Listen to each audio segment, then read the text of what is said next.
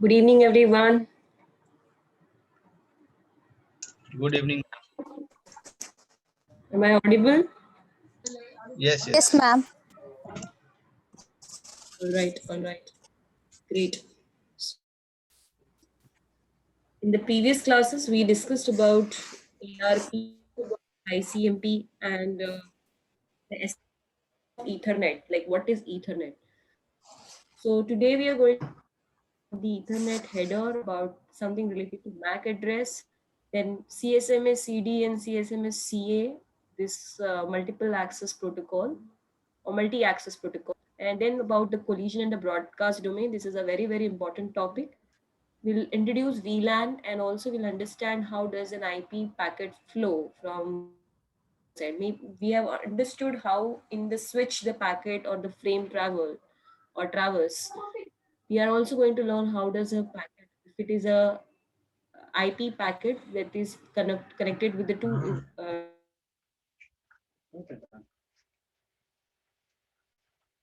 packet flow. Okay, so starting with the Ethernet. Now, Ethernet, as we understood in the previous class, that Ethernet is a LAN standard. Okay, it's a LAN standard, or we also understood that technology, right? Let me just share my screen. Okay, so we understood that Ethernet is basically nothing but it describes a LAN standard, and it describes a LAN standard for different speeds and different cables we have. So it also describes, so it's a standard which describes the data link layer and the physical layer. Okay, physical layer as well as the data link layer. We saw in the previous class, physical layer, we saw that we have different categories of cables, like we have the twisted pair cables. Then in twisted pair, we have the shielded and the unshielded. And in the same thing, we also we had seen that there are different standards based on the speed. We have 10 Mbps, 100 Mbps, uh, 1 Gbps. Likewise, fast Ethernet, the name, technical name, if I say it is a little different, but we say it as fast Ethernet or gigabit Ethernet. So this was all like it decides or defines the different bandwidth or the speed and the different categories of cable. So we will say it as a cat 1 cable, cat 2 cable, cat 5 cable.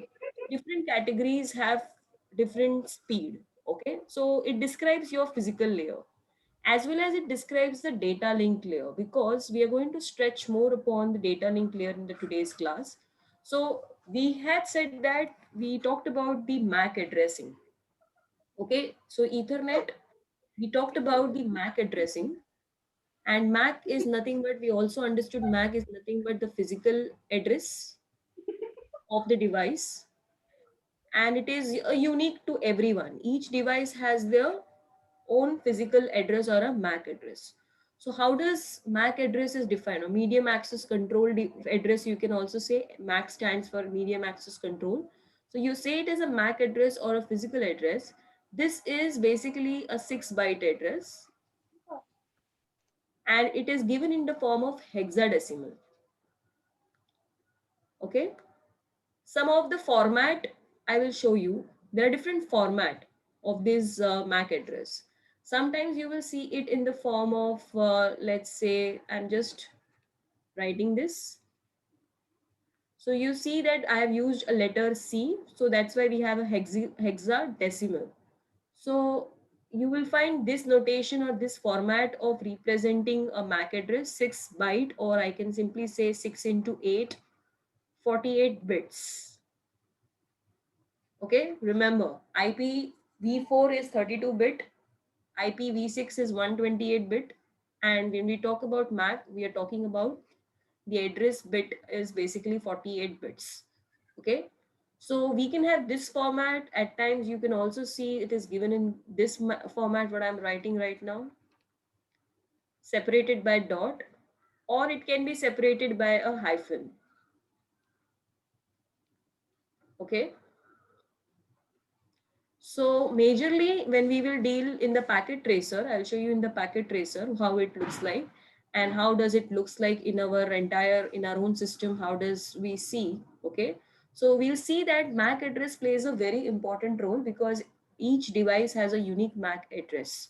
So how are we getting these addresses? Now we understood that IP version 4 was given by IANA or ICANN organization. Basically, this is the organization who is dealing with the IP version 4 and version 6 addresses. They assign or they have defined the different classes of addresses, private, public addresses. So who is basically deciding my MAC address, or who is basically telling us that these are the numbers? Okay. So basically, when we talk about the MAC address, they have been classified. 48 bits are separated as 24 and 24 bits. Now the first 24 bits was being given by IEEE, okay, and that is known as the Organizational Unique Identifier. OUI stands for Organization Unique Identifier. So whoever wants to get a MAC addressing, okay, any network vendor who wants to design the network interface card, because these addresses, what you see, they are being there in the network. You can find it in our NIC card, okay. So this card has or holds your MAC address. So on this card, this is already burned in, okay. We also at times refer as a burned in address. Now, what is the meaning of a burned in address? The meaning is that the first 24 bits is given by your IEEE. This is a unique identifier. The remaining 24 bits will be decided by your network vendor. So if Cisco is designing the card, so the Cisco is going to simply decide these 24 bits. Okay. So the remaining 24 bits will be decided by the network vendor, whoever is designing those cards. So that particular network vendor which gives that particular address is known as a burned in address. Okay. So the remaining 24 bit, okay, what the network vendor is designing or trying to put those things, they are known as the burned in address. So only the 24 bits we get it from the IEEE, that provides us the organizational unique identifier. The remaining 24 bits are decided by the network vendor, so we say it as a burned in address. So we need MAC address for identifying the physical device, because we cannot have two devices having same MAC. So then there will be a confusion in the network where to whom we have to forward the packet.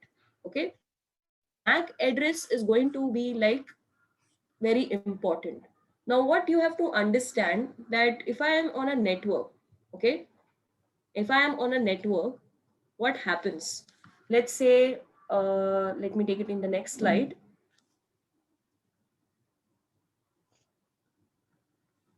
I have a network like this,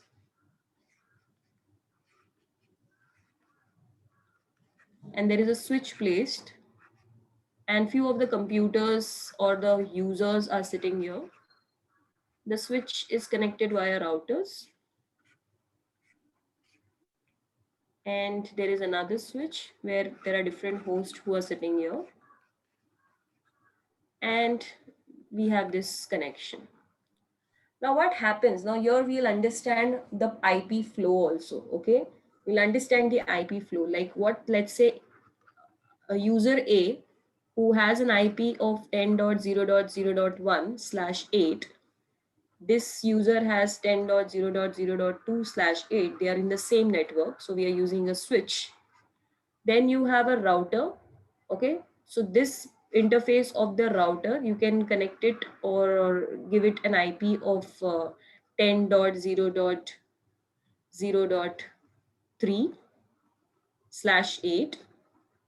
You can also give another IP in the same network if you want that these two routers, okay, if you want to connect it in that manner. So let's say you are connected to one of these routers and you are having an IP over here. Similarly, this network, we can give it this IP as 20.0. So let me just wait. I will create a proper network to show you. Mm, in this manner. And there is a router which is placed here. So we have a PCA, PCB, PCC connected to this. Let's say they have a MAC address for understanding purpose. I'm keeping it in this way. 10.0.0.1/8.2/8.3/8. And here we have another PCs, DEF. Okay, these are their MAC addresses. And let us give it a different network, 20.1/8.2/8 and 20.3/8.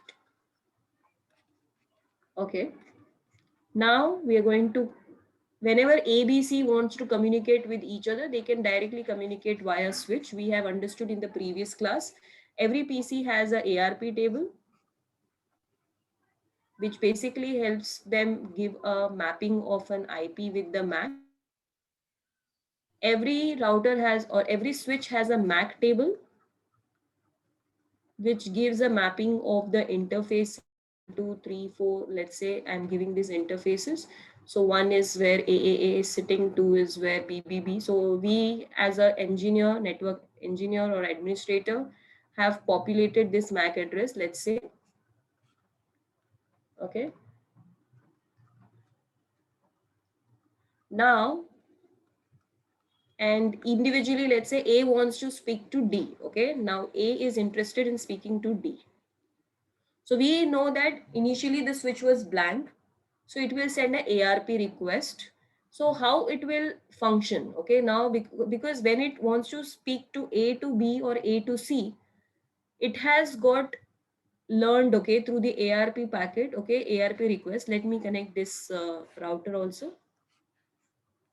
And let us give this interface as an IP. Let's say this interface will give an IP which belongs to this 10 network. So let's say we give it as .4/8, and over here we give it as 20.0.0.4/8. Now within the network, or within the network, when we have to talk, we know that an ARP request goes, and I type that I want to speak, let's say A wants to speak to C. So I just try to ping, we had seen this in the previous class, that I just go and write here that, okay, I'm going to ping 10.0.0.3. So immediately, if there is no entry of that particular IP 10.0.0.0.3, and I don't find a MAC for that, so I create an ARP request. So ARP request goes to, so there we put the MAC address as a all Fs. That is what we have learned, that when it is not knowing the ARP table, doesn't have the entry, ARP request creates a destination MAC with all addresses as FFFF. Okay. So we know that the destination MAC, if it is a broadcast address, so the switch is going to accept that particular frame and it is going to give it to everyone. Okay. It's going to give it to everyone, and then whoever gets the packet, whoever sees that this is the correct IP, this is my IP and this is MAC and this is an ARP request. So only this particular C responds it, and then it has an entry made in the ARP table. So both of them make their entry, each other's MAC entry with the corresponding IP in their ARP table. Now this is very understood when we are within the network, okay, that an ARP packet is being requested and we learn the MAC address. Now instead of 10.0.0.3, okay, I don't want to speak to C now. I want to speak to D, let's say, which is in the other network, which is belonging to the other network. So that is why you see that we have a router which is kept in place, because a router helps to communicate between the different subnets. So this network, if you see, if I ask you the network address of this entire side on the left side, the router will have the network address connected as 10.0.0.0/8. So it is connected to two networks. So this entire ABC belongs to this network, and this DEF, they belong to another network, that is 20.0.0.0/8. This is their network addresses. So router ultimately it understands that these are the two networks which I am connected to. Directly they are connected, okay? Directly connected to the router's interface. So what should we do if I have to speak to another IP? So now this time I don't want to speak to 10.0.0.3. My PCA wish to speak to 20.0.0.1. So what will happen now is as soon as I try to say ping 20.0.0.1, my PC will understand that I don't have I will see that my IP I will able to fetch, because we know that I will be able to fetch my source IP. I will be able to fetch now before I write the destination IP. Okay, I will not put the destination IP directly. I have my data which I want to forward, or let's say I'm creating an ARP request now because I don't know what is the destination MAC, but I know my source MAC, okay, which is AAA. I don't know the I know whom I want to speak, but I will not go and put that IP directly. There has to be something more before you place the IP over here 20.0.0.1. You need to check something very important. Okay. When you see your source IP, you take it from your network interface card where you have configured that this is my source IP which I'm configuring over my network. Okay, so I will go and pick up my source IP and I will just paste it here 10.0.0.1. As soon as I say that I want to speak to 20.0.0.1, your computer will say wait for a moment. You just cannot paste it directly because you want to speak to another network. Okay, this is, I have one interface in my, or I have one network card in my computer, and that one network card only has an IP of 10 which is being configured. Okay, so if you have multiple network interface card, that is different, but here if assuming that I have one network interface card, and that is being given an IP of 10.0.0.1, and you want to speak to 20.0.0.1, which is not belonging to my network, or which is not there in my network interface card. I don't have any other card which has this IP. So second question, what it will ask, do I have any default gateway configured in my computer? Okay, so default gateway means the point which is connected to your router. So you can see this entire network is connected to their router at this interface, which is having an IP of 10.0.0.0.4. That means for this entire network, this is where I am going to say that this is going to be my default gateway. That means whenever I have to speak to any other network, I have to reach to this point because this gateway is going to allow me to speak to another network.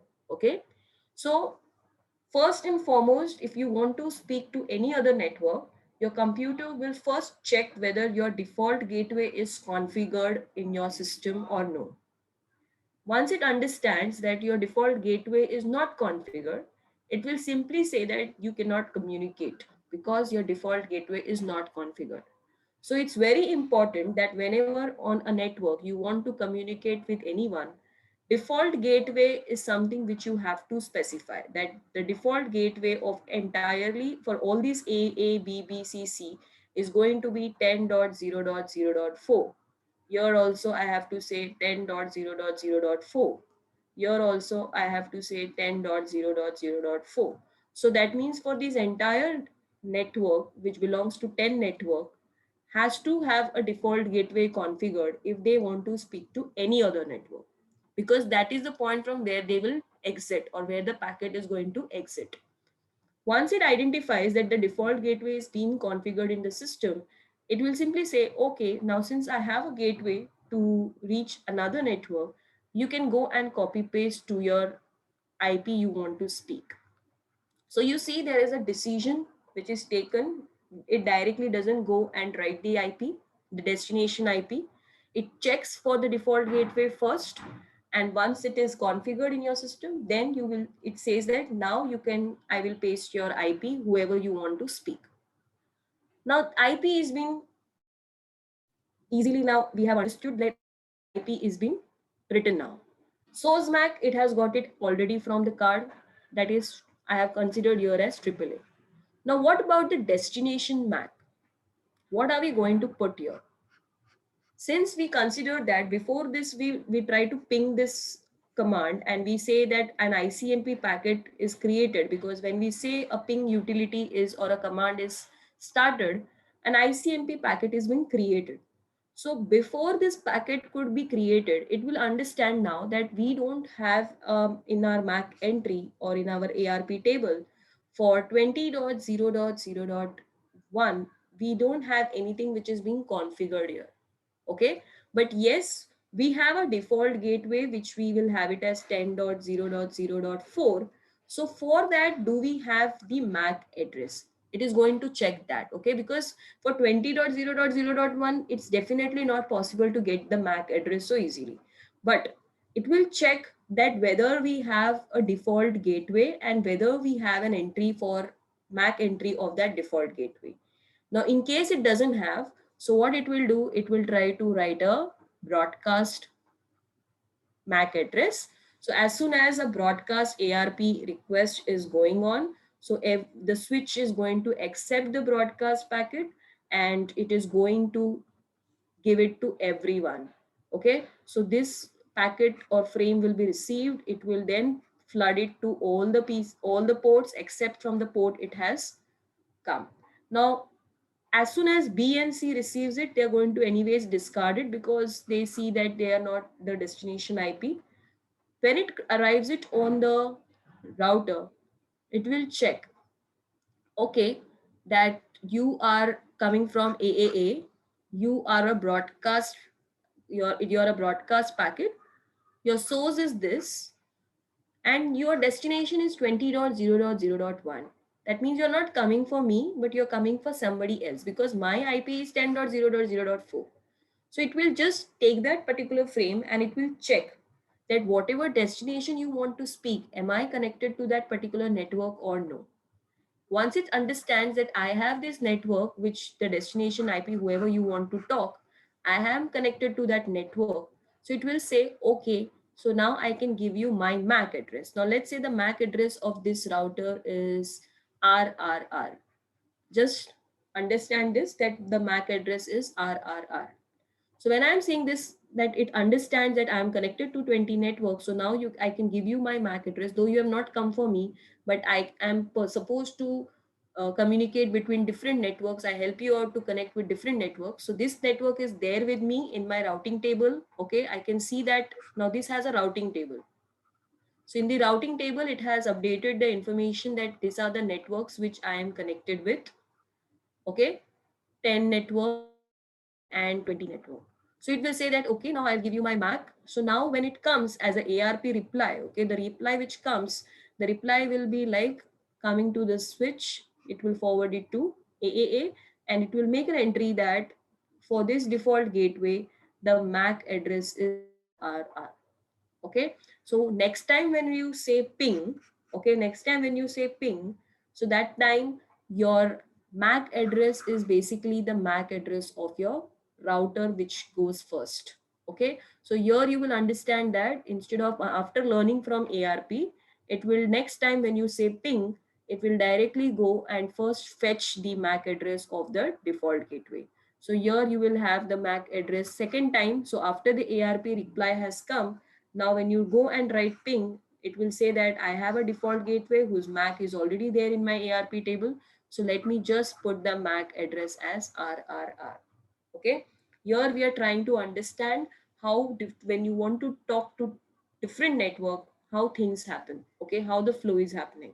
So ARP table is important, default gateway is important to understand, to connect with different other network. Default gateway is a must, and once you have a default gateway, if there is no MAC entry for that, again an ARP request goes and a reply comes, and then you can update the default gateway's MAC address. In this manner, now when you say ping, okay, when you say ping, this particular packet will again come to the router. The router will say that, okay, your source MAC address is this, your destination is it's my address itself, I'm going to accept it. Source IP, you're from some other network and you want to reach to 20.0.0.1. So as soon as now it understands that it wants to reach to 20.0.0.1, what do you think what will happen here? What does it do now? This router is going to again change this entire packet. Okay, now as soon as this packet, now switch is not modifying anything. Okay, switch is just taking the decision of forwarding the frame to the relevant port if it has an entry in the MAC table. If it doesn't have the entry in the MAC table, it just tries to broadcast it. So now what will happen, the frame will come to router. As soon as the frame comes to the router and router understands that there is a network which the I'm connected to and I can forward it, so it then tries to modify the frame. Okay, and the frame will now look like this. Okay, the source IP is going to be which IP? The source IP is going to be what? Now you people have to tell me what is going to be the source IP, the destination IP, the source MAC, and the destination MAC. What do you think the router is going to modify? MAC address, madam. MAC address it will modify. It will modify the MAC address, destination MAC address, right? Yes, yes, madam. Source From IP, it will take it from the same 10.0.0.1. Destination IP, also it will keep it intact. Source MAC, it's going to change. What is going to be the source MAC? It will be considering Gateways MAC. router MAC. exactly. And the destination MAC, if it is knowing in its table, if it has a table which has a destination MAC, then it will put it directly. If it doesn't know, then it will again create an ARP request and it will send it to the Send a ARP other request to switch. devices. Yes. Right. And that way it will learn the destination MAC. And if there is directly an entry, so it will directly put it your DDD. Okay, understanding that this has information in its table, ARP table, it has the mapping of the particular IP. So it will directly can fetch from that table and then it will go to the switch. The switch will have an entry that I can forward it to this particular port. And in this manner, this PC will receive the ping request.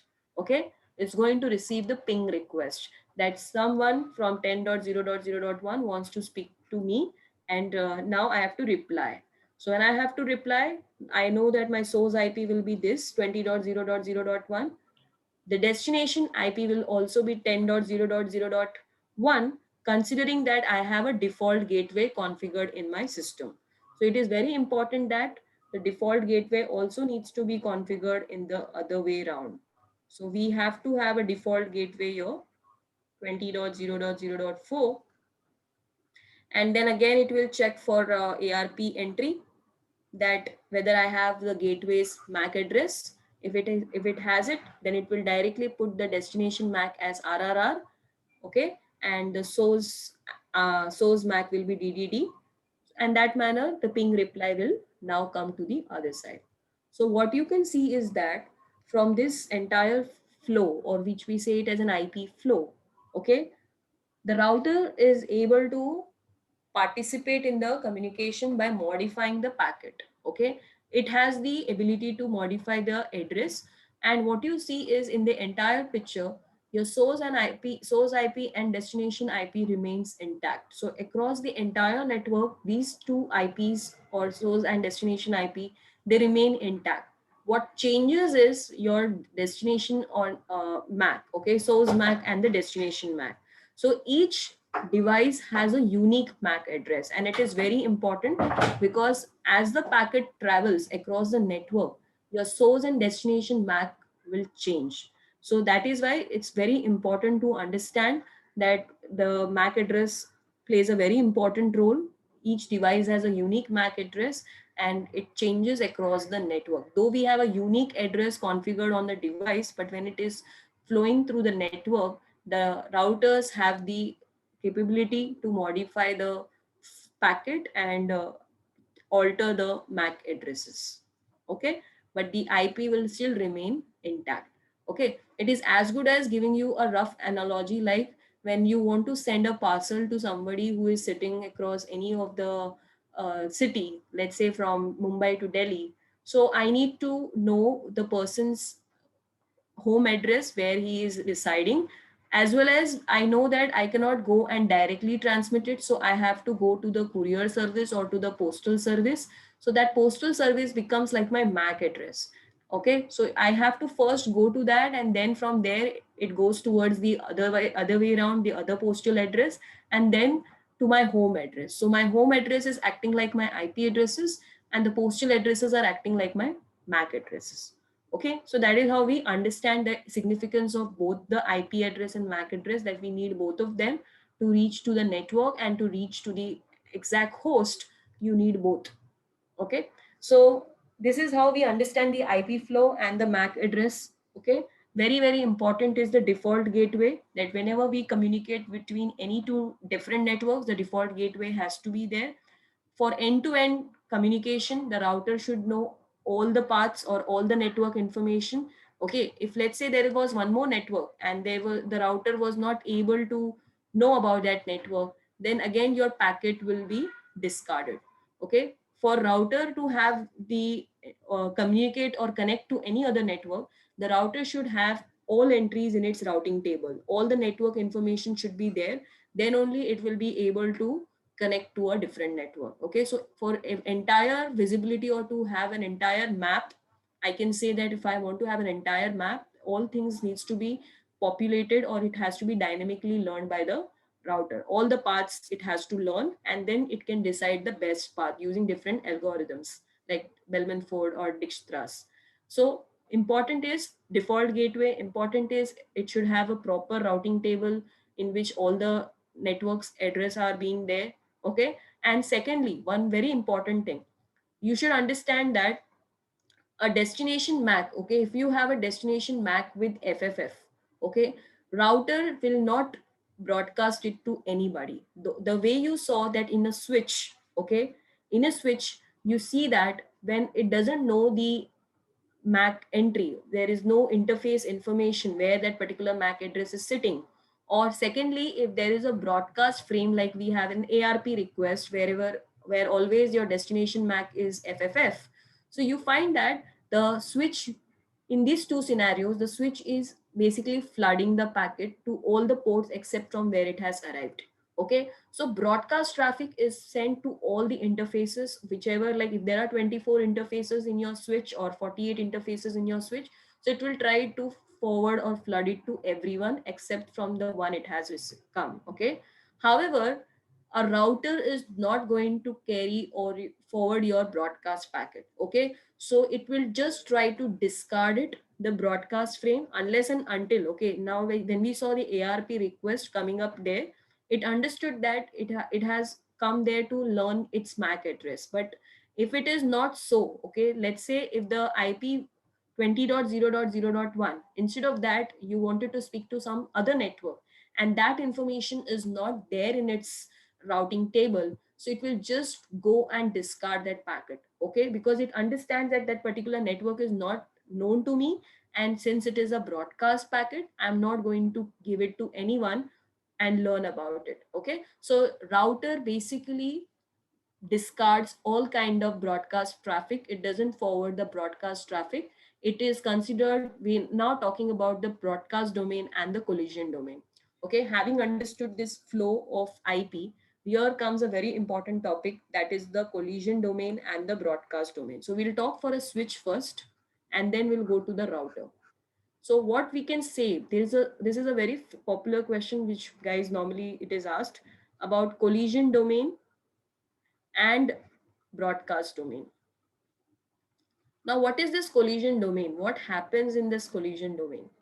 For that, we have to understand one of the functioning of devices which was known as hub. Now we know hub is a multi-port repeater. Okay, so whoever is connected with the hub, okay, it is a multi-port repeater. So if A, B, C, if I'm considering this way, so if A sends any data, it just, without any intelligence, without any decision, it just tries to take that particular frame, forward it to everyone. B wants to send, take that frame, forward it to everyone. So what happens in such scenario is, if A and B together wants to speak, okay, if A wants to speak to C, B wants to speak to C. So what it does, it puts both the packets together on this particular interface.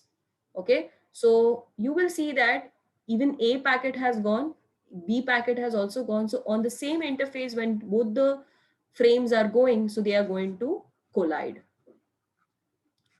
Okay, collision is going to bound to happen because you are directly, without any information, without any sense, you're just taking it and putting it to other interfaces. So A wants to speak, B wants to speak, so it's going to put it all together. Okay, so this way collision happens. So in order to avoid collision, so we say that hub is a one single collision domain, because whatever any transmits, it just tries to put it to others without waiting or without queuing it. Because in some cases where we'll see about switch, we see that if even if there are two interfaces or two hosts who wants to speak to another host, it is not going to put it all together. It will keep it in the buffer or it will keep it in the queue, and in that manner switch is able to avoid collision. Okay, so collision happens due to this way. Collision may also happen if you have a bad network card kept in your interfaces. Okay, if your interfaces cards are bad, or if your interface, which is also known as your port number, port, okay, we are talking about the port.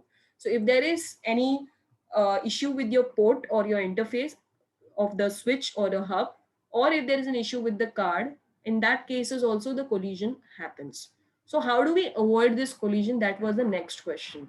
So in order to avoid collision, people thought that we will have this kind of half duplex communication. So hub is a half duplex. What do we understand by the term half duplex? It's just that at a time you can One way transmit. communication. Right, one way communication. So at a time you can just transmit or receive. Okay, so basically people thought that to avoid this collision, we can have this at a time of transmit and receive. But still we could say that even with this there were chances of collision, because we could see that though people will just say that we are just transmitting A and B, they are just transmitting, that's one way. Okay, so in that cases also, even after using a half duplex communication, that only one at a time person will start communicating or will transmit or will receive, though there was a problem of collision in this scenario also. And giving a half duplex, what happens is you are trying to impact your network performance. You're not able to utilize, or people are not able to communicate.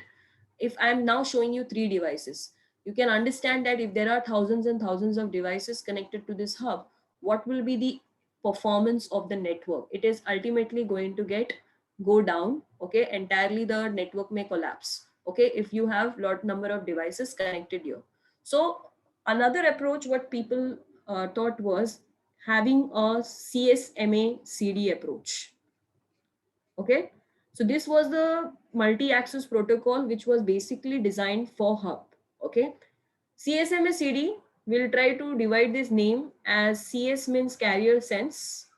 You have to sense whether anybody is transmitting, because this happens in a shared medium. Okay, when you are trying to access a common medium where everyone is able to access a common medium, there this kind of collision happens. Okay, so the shared medium, now just for example, we talk in terms of wireless, we have air as a shared medium. Similarly, now when we are talking in this case, we are talking connected via hub or via switch, we say that we are sharing a medium. Okay, so first it says that you have to sense the carrier. Then MA stands for media access. And then CD stands for collision detection. Now, what is the meaning of this? Carrier sense. Every time whoever wants to send the frame, okay, now because we are talking in terms of physical layer and data link layer, we will refer here most of the time we'll refer things as frame, because we are talking in terms of data link layer. Okay, so whereas hub is considered as a multi-port repeater, so you can consider this as a physical layer device also. Okay, physical layer, data link layer, we are talking in terms of these two layers. So whenever a frame arrives, whoever wants to send any packet or a frame has to first sense that nobody else is transmitting it. So by continuously sensing the medium, you will understand whether your channel is free to communicate or no. After that, you get the access. So at a time, if you see that nobody is transmitting, so you just initiate your frame and then you access the medium. Now there are chances that even in this case, when two of them can start together sensing the carrier, and then they found that nobody is speaking, so let me start my communication, and even B started its communication. All together, then they understood that their collision has happened. Now once the collision has happened, this computer A and B, it is going to send a jamming signal to everyone. Okay, so there is a term known as jamming signal. So by jamming signal, you're saying that a collision has happened and nobody else will start now communicating. So just indicating everyone that now everyone be quiet. There is a collision which has happened and you cannot transmit your frame. So don't get ready to transmit your frame. So as soon as there is a collision happening, the computers are jamming, sending the jamming signal to everyone connected to that particular hub and asking them to not transmit anything. Once that, so after the collision detection, okay, after the collision detection, the computer is trying to send the jamming signal. What does it do next? After it sends a jamming signal and asks everyone to be quiet and not send anything, it then selects a random clock. Okay, it selects a random number or a random clock, I can say that a random clock will help them decide a time that who will transmit. Okay, so both of them, they are going to randomly select it and they are going to be a different clock. Okay, they are not going to be selecting the same random clock. So they are going to select a random time. Okay, based on that, they're going to transmit the signal. So A will select some random time, B is going to select the random time, and during this random selection, nobody else is going to transmit it because anyways we have found or given the jamming signal. So they both of them select the random clock and then accordingly one by one as per their clock they will start transmitting the frame. So this is the meaning of CSMA CD approach. However, you can see from here that this was only required when we were having hub. Now when we are having switch. Okay, so here we consider hub as a single collision domain. Every interfaces together, we can say that they're a part of one collision domain, because wherever the collision happens, it is understood to everyone by the process of this. So they are considered as one collision domain. Now what about a switch? A switch has some intelligence. We say the intelligence is in terms of frame forwarding. So it has a understanding of MAC address that okay, if anybody wants to speak, I have to understand their MAC address where they are sitting, and accordingly I make a decision. So if even if A, B, C, okay, they want to speak, A and B want to speak to C, it will try to keep in the queue. Okay, it will not put both the frames together on port or on interface C. Okay, so switch is basically having intelligence, and so it does not uses CSMA CD. I can say that it is not using CSMA CD over here. Okay, this CSMA CD was more or less useful when we were talking about hub, because those days switches were very expensive and then people used to have this kind of hub communication. Now, apart from this difference, one of the very big difference about a hub, which is basically considered as a multi-port repeater or which has a half duplex communication, we have to understand that the switch supports a full duplex communication. That means I can send and receive at the same time. This is one of the other difference, that a switch supports a full duplex communication. It doesn't have the problem of collision because it identifies the MAC address or the Ethernet addresses, and accordingly it tries to put it in the other interface by queuing it. Okay, so by keeping it in the buffer, by keeping it in the memory, so it just tries to put one frame at a time. So every interface is a separate collision, I can say. So none of the collision can go from one part to the other part, because A is speaking separately, B is speaking. So every interface on the router is a separate collision domain, I can say. Okay, every interface. We cannot say that they are a part of one collision domain like the way we said it for a hub.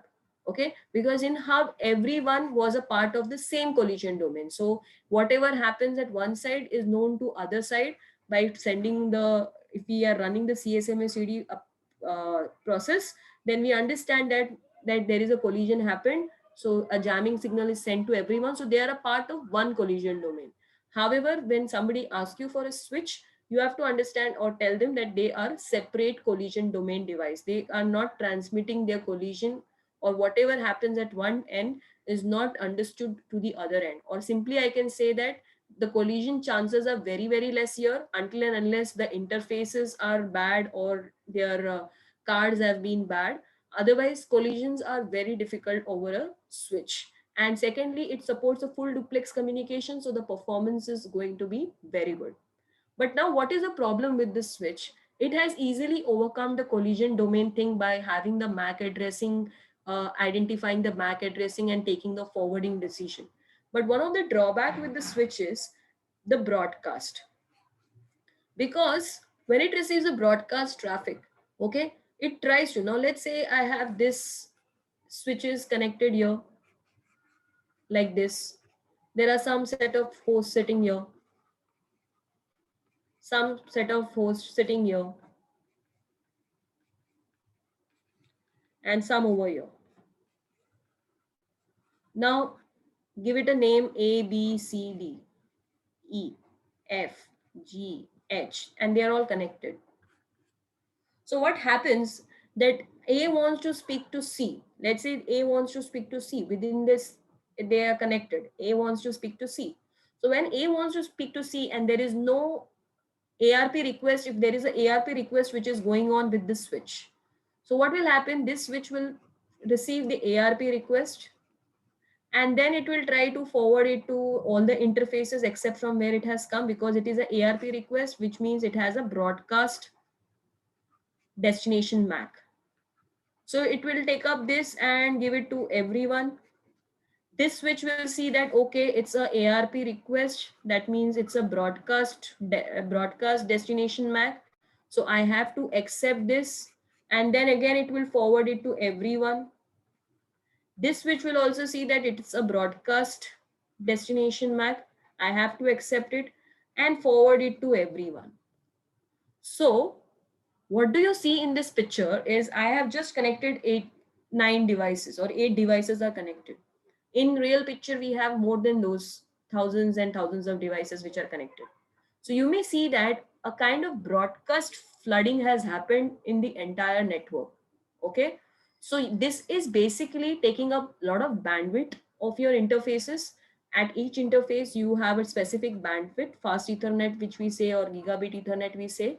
And also, each of the system who are there, they are going to take up those packet, utilize some sort of processing will be required over there, because they will accept the packet as it is a broadcast packet.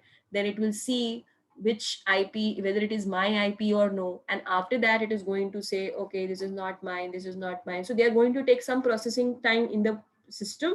And even the switch is going to take some sort of, bandwidth to forward all this frame.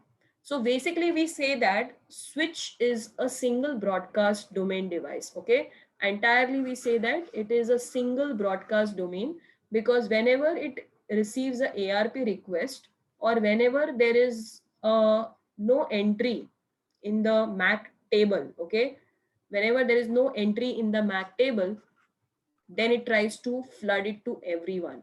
So we know those two scenarios, where it flooded or where it broadcasted. So this is considered as a single domain device. And this is actually not useful, because it is going to impact your network. If you have thousands and thousands of devices connected in this manner, you will see that a broadcast flooding will happen, and entirely your network performance will get degraded. So we understood from this thing that switch is a multiple collision domain and one single broadcast domain. Okay, just remember this. Switch is a multiple collision domain. That means each interface is a separate collision domain can be considered as. However, it is considered as a single broadcast domain. Okay. We also say that broadcast domain is nothing but all collection of devices who are able to receive the broadcast traffic. Okay, another way of defining the broadcast domain, the devices, all the devices, collection of devices on in a network which has the ability to receive the and transmit the broadcast traffic is considered as a broadcast domain. So this is not helpful for a larger network because it is going to take up so much of bandwidth in your system for the devices switches, and also your processing time will be taken for your host devices. So how to avoid this thing? The one way of avoiding this was that instead of you directly connecting this switches in this manner, we directly, let me erase this part. Okay, erase this part and bring up a router in place, because a router is something who doesn't forward the broadcast from one network to another network. Okay, so place a router here and connect this switch over here, this switch over here, and this switch over here. So what will happen now, as soon as the ARP request will come, it will maximum go to these devices A, B, C and to the router. However, this part you will not see any ARP or broadcast coming up. Okay, there will be no broadcast traffic which will arrive it on these switches or on these devices. So broadcast domain is now separated because of the router. Okay, so when you place a router, that means you are creating multiple broadcast domains. So this becomes one broadcast because here only the broadcast traffic is going. Here if D2E or D2F they want to speak, so this will become another broadcast domain, and this will become another broadcast. So you see there are three broadcast domain now just because of the router coming in picture. Okay, so when somebody asks you about a router, so router is a multiple collision and multiple broadcast domain device. Neither it forwards the collision, every interface is a separate collision, and every interface is a separate broadcast. So you can see that there were three interfaces for this router. So you could see there were three broadcast domain into this. So if somebody asks you that what can you tell about the broadcast domain and the collision domain for a router, so we have to understand that router falls under multiple broadcast domain. It has a separate broadcast domain for each of its interfaces, as well as it is having a separate collision domain or multiple collision domain. Okay, just take a note of these two things. Switch, multiple collision, single broadcast. Router, multiple broadcast and multiple collision domain. That means each of the interfaces are a part of different collision and different broadcast domain. Now there was a next question, can we have or achieve multiple broadcasts within the switch? Okay, there was a question because every time we cannot go and buy a router and just because we want to have a separate broadcast domain. Okay, so there was people tried to question like, without a router is it possible to have a multiple broadcast domain? So the answer was there, and that led to what? Anybody can guess what that led to? Yes, yes. Then we need to go for the VLAN concept. Exactly, exactly.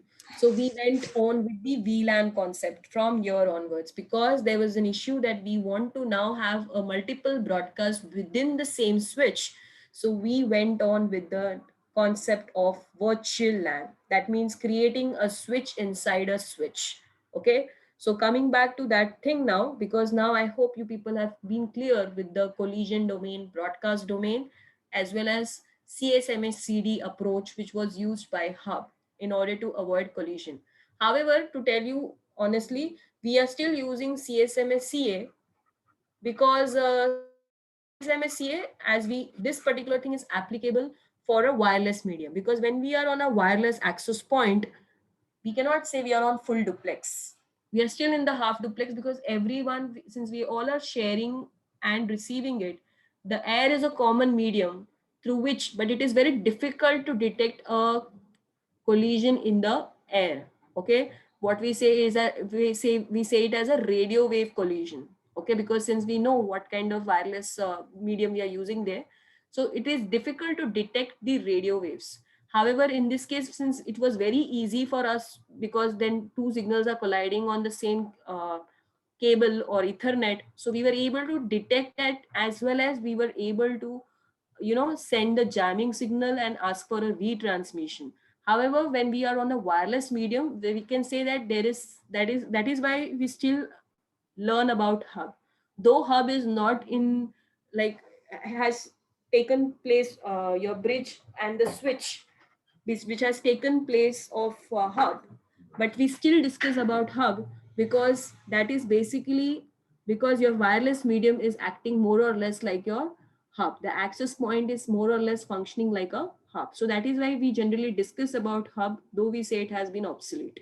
Okay, now coming back to the virtual LAN, as you could easily identify that on a switch, if I have to create a multiple broadcast domain, so I have to use a VLAN. So let's discuss about VLAN now. Okay. Anyone has any questions so far, guys? Is it like things are getting easier? You people are able to understand well? Yes, ma'am. All right. All right. So now talking about the VLAN, which is the virtual LAN concept. Okay. So virtual LAN concept was important in order to have a multiple broadcast domain over a switch. Okay, by default, when we had seen this scenario, these were all a part of one VLAN, and the default VLAN, which we understand that in each of these VLAN, the default VLAN is VLAN 1. Since they all were a part of VLAN 1, so they were able to take up the broadcast traffic and were able to process it, because they were all a member of VLAN 1. So how to go ahead now? When we see that they are all a part of same VLAN, then only the broadcast or the flooding has happened. So the VLAN said that, okay, now let's create multiple VLANs now instead of having one VLAN. So this is known as logical LAN. Okay, physical ports, the way we see that in a switch, there are 24 interfaces or 44 interfaces or 8 interfaces. So what we can do is logically we can group them. Okay, we can say that, let's say that if these are 1, 2, 3, 4, 5, and 6, 7, 8, 9, 10, and we have the PCs connected over here and over here. So if I create logically, if I separate these ports and make them as a VLAN number, I give a VLAN name or a number, I can say that this particular interfaces will belong to VLAN number 10, and these interfaces will belong to VLAN number 20. Logically we are doing it. Okay, virtual, that is the meaning of virtual. You're creating a switch within the switch now. So virtually now what you're doing is you're trying to put all these interfaces on, giving in a separate VLAN. So now if your host here who is sitting, okay, if your host A, B, C, D, and E. So if your host A is sending any traffic to E and it doesn't know the MAC address, or the table, the switch is not having the entry of MAC address of E. So ARP request is going to be forwarded only to these ports. Means from A to E, it will just forward, your switch is going to only forward it to B, C, D, and E. Except the incoming one, it is now only going to forward the broadcast traffic to only these interfaces and not these interfaces, because they are a part of separate VLAN. Okay, they are a part of separate VLAN. So now you can see that these interfaces, who are, you can say that this entire 1 to 5, they belong to some of the department in your organization, since every organization has a specific department. Like you have a sales department, you have a HR department, you have a finance department. So different departments people, instead of giving them a separate switch, that was the whole ideology. If we consider that each of these members are given a separate switches, in the previous scenario which I could show you, if I say that all the finance people are sitting here, all the HR people are sitting here, and all my sales people are sitting here. So in the previous case, even if my finance team is talking to each other, still the other broadcast was forwarded to everyone, because first and foremost, we should not take this approach of keeping all the groups to one switch, okay, giving all the users a separate switch. Instead of that, we had this approach of taking a design. So somebody can design in this manner, that's putting everyone on a single switch and then trying to make a communication between them. However, this is another approach that you just give them the interfaces, put them in one VLAN, and then you can avoid the broadcast coming up to the other ports, because now they're in different VLAN, they cannot communicate directly with each other. Because now you can say that VLAN 10 is all where sales people are sitting, and VLAN 20 is where all your HR people are sitting. So their traffic is now bounded to only their interfaces. None others traffic is going to come to your interface. So you're not going to utilize your CPU cycles. You're not going to utilize your bandwidth. You are just playing with your group. So when you have to communicate between two different LANs, okay, now VLAN 10 wants to speak to VLAN 20, then we have that known as inter-VLAN communication. That is also possible. There are different methods of achieving this inter-VLAN communication. You can either keep a router on stick method, you can directly use a 3-layer or a multi-layer switch if you want to have a communication between two different VLAN. Because it is as good as that you are saying that there are two different networks now. Okay, VLAN 10, maybe you can configure all their devices with IP10. VLAN 20, you can configure all their devices with network 20. And then you can say that they want to communicate with each other. So it is as good as like they're acting like different units. They're different networks. So for having a connection or a communication between different VLANs, you will need a router or a 3-layer multi-layer switch, and then only they will communicate with each other. So a multiple broadcast domain is created with the help of virtual LAN, which has solved the issue of a broadcast storm. We generally refer this as a broadcast storm, that there is a kind of storm, broadcast storm, which is basically going across the network, which impacts your network.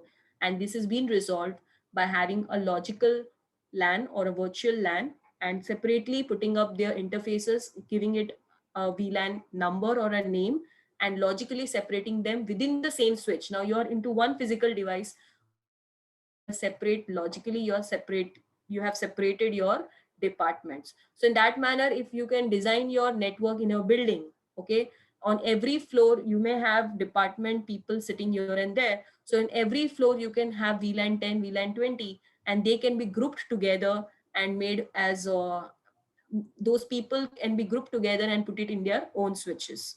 Okay, so likewise, now in the same switch I can have a finance user, I can have a HR user, I can have a sales user. So likewise, let's say they're sitting on the first floor, second floor, third floor. So I have grouped them up that these are all my virtual LAN 10. The finance department is sitting, all HR department are sitting. So even if they're physically on a separate floor or on a separate switch, they're logically a part of one domain or logically a part of one LAN.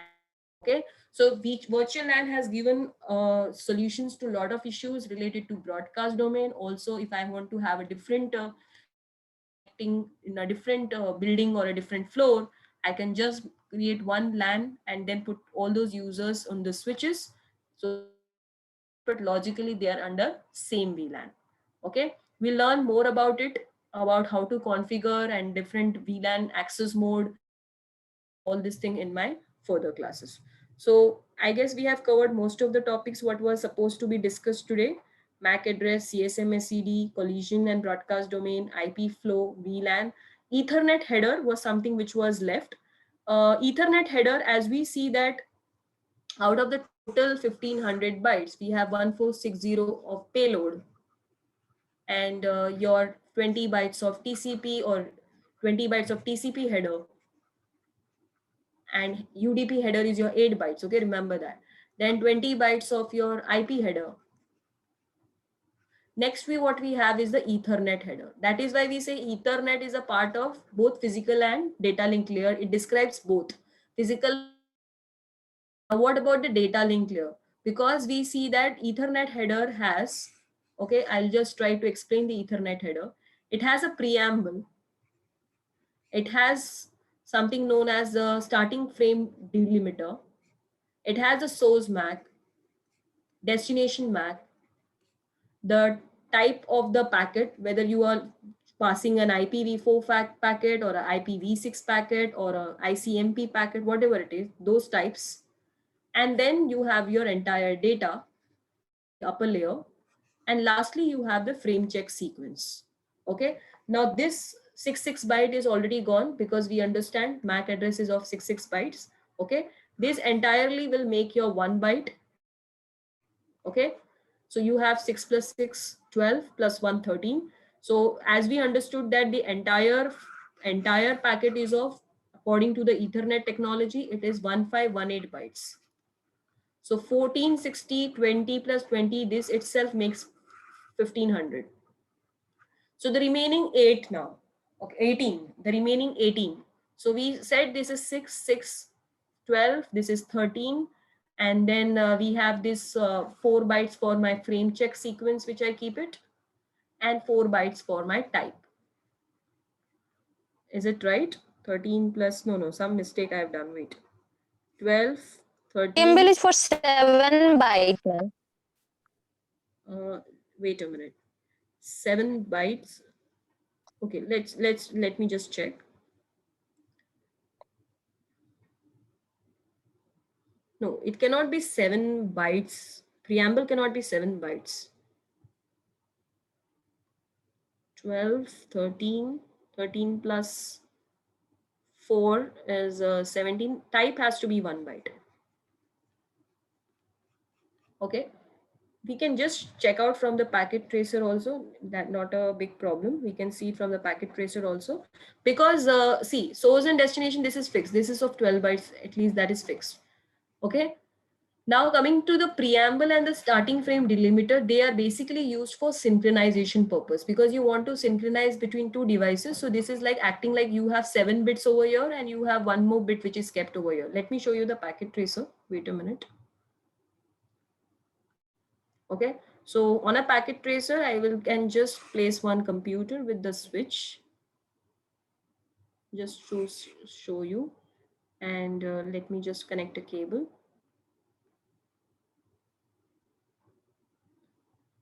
And another PC over here. Okay, so I'll just try to ping them and show you the Ethernet header over there. So 10.0.0.1 and 10.0.0.2.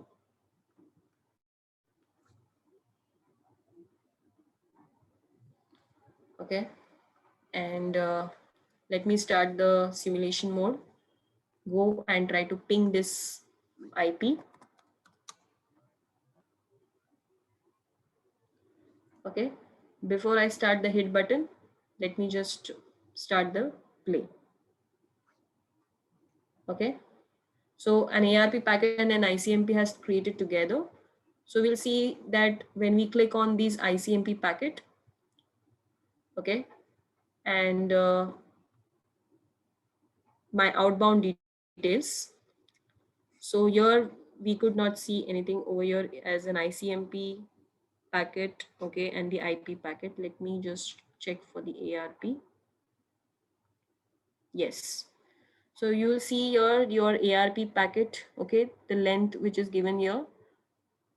You have a preamble which says 101010. So totally you can see that, okay, how many bytes we can have it here. And then the source address, the destination address, and the type. The type is 0x08 because 0x0806. So accordingly, we can say that, just a minute, and then the data variable length and the frame check sequence. So the frame check sequence, according to this, what we can see is that totally you have there as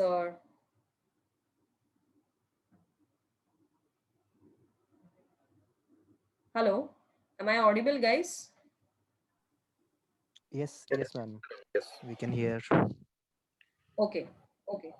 So what I was talking about here, that in total we can say that your frame check sequence is having your 4 bytes. Okay, it is basically taking up 4 bytes here. And later we can see that 6 plus 6, that is basically your source MAC address and destination MAC address. So that adds up 12. So 12 plus 4 is 16. And then 1 byte for your preamble and 1 byte for your type of service. The type is basically determining whether you're using an IPv4 packet or whether you're using a IPv6 packet or otherwise. Okay. 4 bytes is for your frame check sequence, source and destination 6 bytes individually. Yeah, preamble when we're talking about 802 point thing, because you can see here it's a 0 to 8. Okay. So yes, you can consider that in as a 7 byte and a 1 byte, but then that particular thing will not be considered in your entire 15 bytes. Okay, that will not be then considered in that manner. Okay, 7 bytes and 1 bytes, if I considered it as a 7 bytes, all zeros and ones, just for the synchronization purpose, so yeah, it is 7 bytes. From here I can check, I can see this thing 0 to 7, and then from 8th byte your destination MAC address starts. So 7 bytes are kept. This one which you cannot see is your starting frame delimiter. Okay, 0 to 8, 7 plus 1 is 8. Then your source and MAC is 6 bytes, destination MAC is 6 bytes. Then your type of service comes under 2 bytes. From here I can see 4 to 6. And then your frame check sequence is, again, here you have the 4 bytes over here. So anyways, this is how we see that the Ethernet header is basically made of that. Type of service is understood. Frame check sequence is for error correction purpose, not error correction, error detection. Just remember guys, in Ethernet, we don't have error correction. We only have detection. The correction is handled by the transport layer. Okay. Detection is only handled in between the nodes. The detection is handled by your data link layer, and the frame check only gives you the detection. Okay. No correction. And type is understood as IP version 4 and version 6, and preamble is used only for the synchronization of the devices. So here we complete the Ethernet header. So I hope now you people have understood thoroughly all the topics which we have completed today. Anyone has any query or any question can ask me. Ethernet header, MAC address, collision and broadcast domain, VLAN and IP flow. Now all the configuration of packet tracer and different modes, we have to now start. Now I hope the basics we have almost taken up. Now all configuration related to VTP, DTP, Cisco discovery protocols, and network management protocols, all these things we are going to take up now. So we will start with the configuration mode, how to start the different configuration modes in your devices, how to set up passwords, everything we will cover it in the tomorrow class. Anyone has any query, any doubt? Yes, ma'am. Hello. Yeah, see. Yes, madam. As my query is related to last class regarding the ARP request, ARP1. So in a switch, madam, as you said, for dynamically when it is reading the MAC address, so it will be wait for 300 seconds, right? So Right. when it will be like a statically when we are entering the MAC address in the switch, then it will be same, right? 300 It second will, only it will no, be. it will not be 300 seconds. It is going to be there as, because statically means you have hard code it. You have basically said that you have to go via that particular thing only. So irrespective of whether you have not talking, still that entry will be present in that table. Then Because it that will is be yes, ma'am. that solution of 300 seconds was only for a dynamic way of learning it. Because dynamically, if I am learning it, I can create a very big huge MAC table. My MAC table can go on increasing. If I'm just creating it dynamically, there has to be a limit where I can, because it is using my memory. So huge MAC table is creating some issues which we discussed, that it is creating, using up the memory, using up the processing time, forwarding delay has been increased. So to overcome these issues because of the huge MAC table, because dynamically if I'm learning it, I'm not, and I'm keeping it in my memory, though they are talking or they are not talking. So that will have issue in terms of whatever I said. So that's what a solution was given, that you either have a maximum, you can have maximum 4096 entries you can have, what Cisco said. And then it said that you have to see that within 300 seconds, if they are not communicating, you can just flush it out. And even if they want to start communicating again, that switch will learn dynamically and keep it for 300 seconds. But for statically, if I've just said that I have to use this MAC address, this interface is sitting at this MAC address, so I have to use it every time. So I cannot say that 300, after 300 seconds that entry will go. Only for dynamically we have got this solution. Okay, madam. Then if within a LAN I have very few systems are there, means by administratively they will configure the MAC address, right, to a switch That is particular it. interface. The reason for static is also for the security purpose. Because now, since you have already said that only this interfaces or this MAC is sitting at this interface only, so next time when you go and connect any other computer to that particular interface, that computer will not be able to communicate, because your system, your switch has already been configured that this, my interface one has only MAC address AAA. Okay, on a switch now, if I have already mentioned that at this interface one, my AAA is sitting, and after that, let's say you have replaced this particular computer and you got another computer whose address is BBB. It will not be able to communicate because you have already statically said that one is for AAA. So Yes, that yes. adds up the security of a switch. That adds up a security that nobody can directly connect to you and then try, doing MAC spoofing. Got it. Okay, so for security purpose, but that way, again, we say that statically it is not possible to go and configure those things for thousands of devices. So then we have this port security as a feature which we can add up on the devices switches. We can configure port security, and that way we can avoid such kind of attacks, because dynamically, though it is a good way of learning the MAC addresses, but it adds up or it hampers the security of the switch.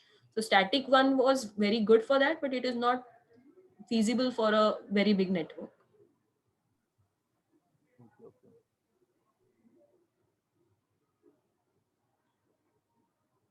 Yes, Mayank. Mayank, you're right. Okay, ma'am. Thank you. I think we cannot use that command on Cisco Packet Tracer because it's just a Yes, simulation application. But yes. on real hardwares, I've seen cases where I have used it before, That's and why I was someone saying else, yeah. that day. That's why I was saying that on a packet tracer, it's really not possible. In fact, on the packet tracer, yeah, you can only check with the interfaces, show interfaces. When you go and check for the show interfaces, Mhm. there you will be able to identify whether the cable is working fine or not. Okay. Yes, the port is administratively down or up, we can see. Yes. Okay, but Both yeah, sometimes we see port is administratively up and the interface is also up, but still cable some is having an issue. So even yeah. those things, like, we can figure out by just running the command of show Yes, madam. interface But plus the cable having the issue means it will be show down only, right? If it is not connected or having the issue, it should show the down only. Exactly. In some cases, I have seen a specific set of pin is not working. Then also it shows as up, but some function is not working. Something like that. Communication is getting interrupted. Then it will be not related to the cable. It will be like any configuration or something. It will be.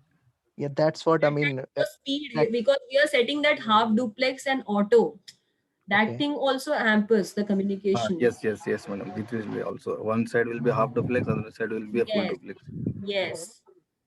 Yeah. Because apart from your interfaces going up and down, your communication, what you are using, duplex, half duplex, that also needs to be matched. Okay. Yeah, I agree, When ma'am. you set That's is right. auto, when you set it as auto, then it will automatically match the settings, communication. But at times, if you manually go and select half duplex, full duplex, and in that, if there is a mismatch, then again you cannot communicate. Okay. That's fine, ma'am. No issues, ma'am. Thank you. Yeah, yeah. Okay. Any other queries, guys? Okay, then. Hope you people have understood today's class. We'll go on with the configuration thing in the tomorrow's class. Okay. Thank you Okay, all. ma'am. Thank Okay, you. okay, Thank you, madam. ma'am. Thank you. Thank you, madam. Thank you. Thank you. Bye bye.